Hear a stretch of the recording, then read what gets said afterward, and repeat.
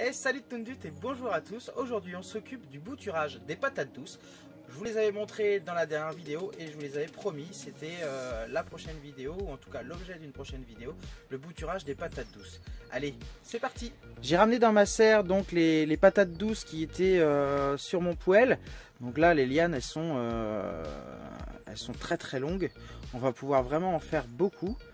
Les patates douces donc vont se bouturer à partir des lianes, c'est-à-dire que sur une liane comme celle-ci par exemple, nous allons garder un nœud à la base d'une feuille qui va être en terre et un autre nœud un petit peu plus haut qui va être à l'air.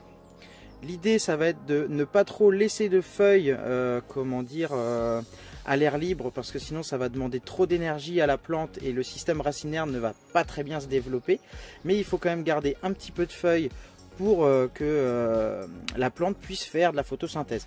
Voilà, donc on va récupérer en fait des lianes de patates douces et qu'on va diviser à l'aide d'un ciseau en prenant soin de garder suffisamment de nœuds pour que la plante puisse à la fois faire des racines à un nœud et se développer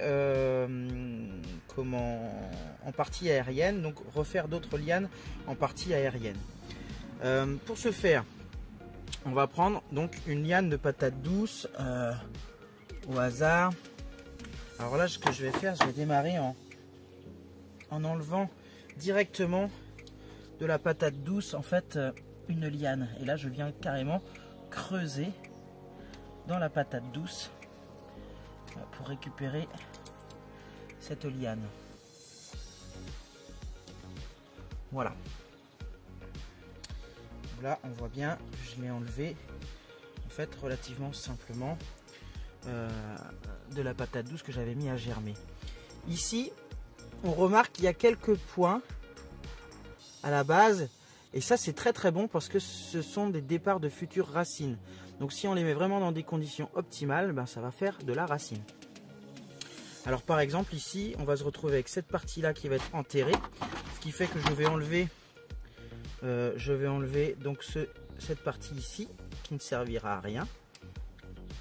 Ici nous avons un autre nœud qui pourra faire lui une liane et éventuellement encore un autre nœud ici.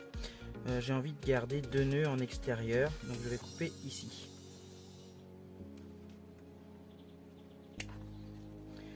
Voilà. Et là on se rend compte qu'on a donc une feuille et deux feuilles. Alors deux feuilles ça va peut-être lui faire vraiment de trop. Donc ce qu'on peut faire c'est éventuellement réduire un petit peu la taille d'une des feuilles de façon à ce que ça continue à faire de la photosynthèse, mais pas de trop, quoi, que ça tire pas trop sur le plan. Voilà, là nous avons donc une première bouture de patates douces. Et maintenant on a plusieurs solutions. La première solution ça va être de le mettre directement dans un godet avec du terreau style terreau horticole et de bien humidifier ce terreau là de façon à ce que le développement racinaire de la plante se fasse vraiment dans de très bonnes conditions. La deuxième solution, ce serait de le tremper directement dans un verre d'eau et donc faire en sorte de développer le système racinaire et quand celui-ci sera développé, de venir le rempoter dans un pot de terreau horticole ou terre de jardin, etc. Moi, je vais choisir la première solution parce que c'est des patates douces qui ont été déjà mis dans l'eau pour la germination et là à mes yeux ça manque un petit peu de matière organique et de nourriture. Les feuilles commencent à être un petit peu pâles, ce qui fait que je vais les mettre directement dans un terreau bien humidifié et elle va avoir à sa disposition tout de suite de la matière organique de disponible pour vraiment pouvoir se développer de la meilleure manière. Hop, allez, terreau horticole et c'est parti. Alors je choisis ici le rempotage, enfin le bouturage de mes patates douces dans des godets de taille 9, des godets de 9 qui sont un petit peu plus grands qu'un godet de 7. Là si je vous en attrape un godet de 7 que je vous mets à côté, voilà, ça vous permet de vous rendre compte la différence de taille entre les deux, quoi, entre le godet de 9 et le godet de 7 ici. La patate douce, elle se développe vraiment très rapidement d'un point de vue racinaire, ce qui fait que dans un godet 7 comme ça, elle va être très vite à l'étroit, alors que dans un godet 9, bah, voilà, elle aura un petit peu plus de place pour se développer, et je pourrais directement venir les mettre en pleine terre à partir du moment où elles auront vraiment pris la place du pot. Il sera temps, je pense, de venir les mettre en pleine terre.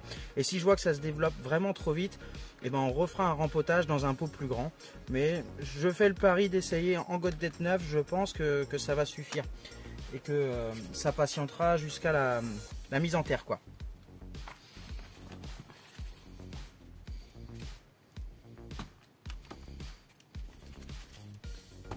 Ici, rien de nouveau, hein. On prend un godet, hop, on le remplit de terreau horticole.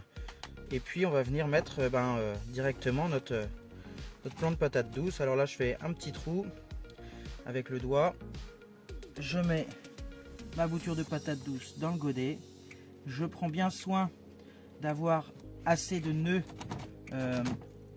dans le terreau pour développer le système racinaire. Et là, on vient bien remplir notre godet. Voilà.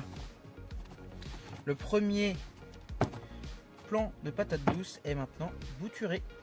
Alors bien sûr, ça, quand on aura terminé, quand j'aurai terminé toutes les boutures, on viendra bien arroser ces pots-là de façon à ce que le substrat reste tout le temps humide.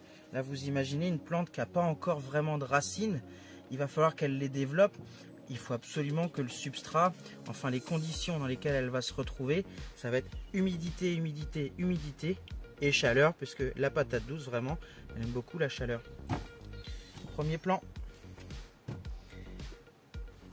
Ensuite, quand vous avez fait ça, la liane que vous avez pris au départ, faut pas la jeter, hein. La liane, là, vous allez pouvoir en faire plusieurs, hein, des boutures là-dedans. Donc là, on va repartir. On va couper un petit bout à la base d'un nœud. Tac. Ici, on aura le développement racinaire, donc j'enlève la première feuille. Et ici, on aura le développement de la plante.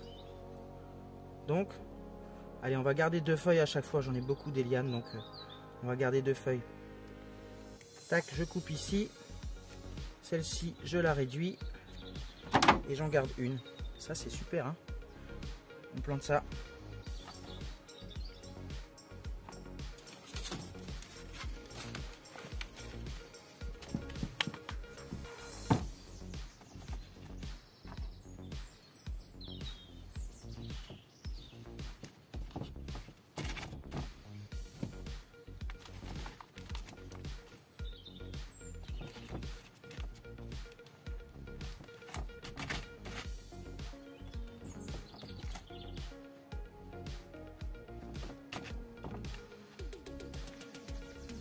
Le deuxième plan.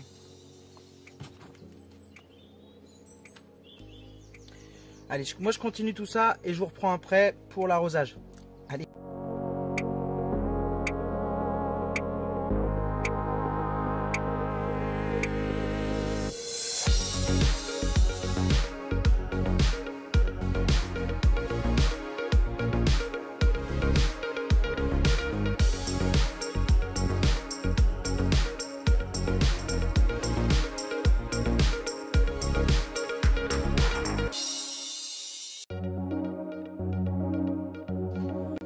Allez, je vous reprends un tout petit peu parce que là je viens de terminer donc la première patate douce. Vous voyez, donc là j'ai tout enlevé, hein, ce qu'il y avait dessus. Alors ça, c'est pas forcément foutu. Pour ceux qui veulent, éventuellement, vous pouvez directement la mettre dans un gros pot là. Elle a déjà un système racinaire et vous laissez dépasser un œil ou deux qui ont commencé à germer. Et là vous allez voir qu'en fait, ça va vous donner ensuite un plant de patate douce. Alors moi je les réutilise pas parce que j'en ai déjà beaucoup. Là, pour vous donner une information, j'en ai fait 18.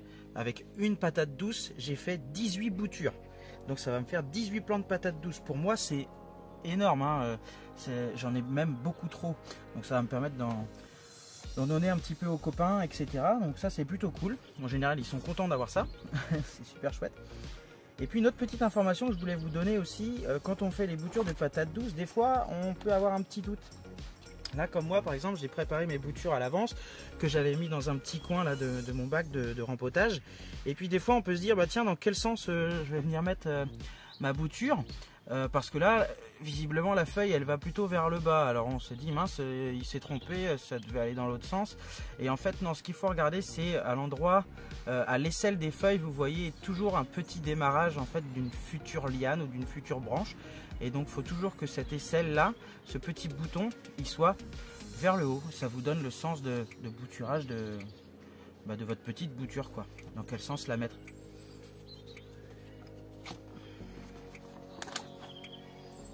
Allez, il m'en reste 4 à faire. Je fais les 4 dernières et puis ensuite, on se retrouve pour l'arrosage de tout ça.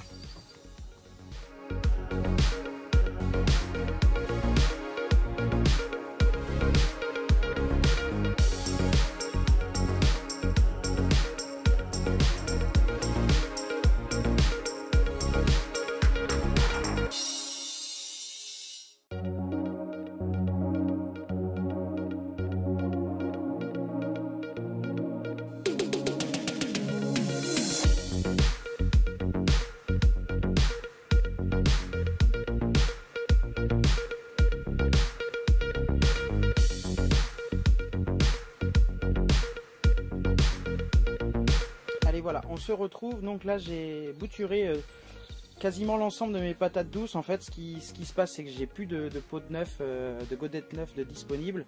Donc du coup, j'ai réussi à faire 2 plaques.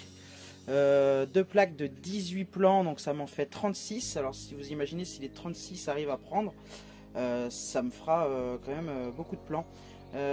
Et comme je disais tout à l'heure, on se retrouve donc maintenant pour l'arrosage de tout ça, puisqu'il faut vraiment bien humidifier ça. Je prends mon pistolet d'arrosage, je mets à arroser, mais il faut pas que ça agresse trop, donc voilà, je fais un test avant là pour voir si ça va, ça coule tranquillement, c'est bien. Et là on va venir donc arroser nos boutures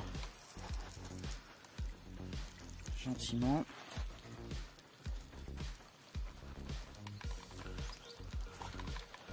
Hop. Voilà, là il y a un premier coup partout, l'eau est bien imprégnée, on en remet un deuxième.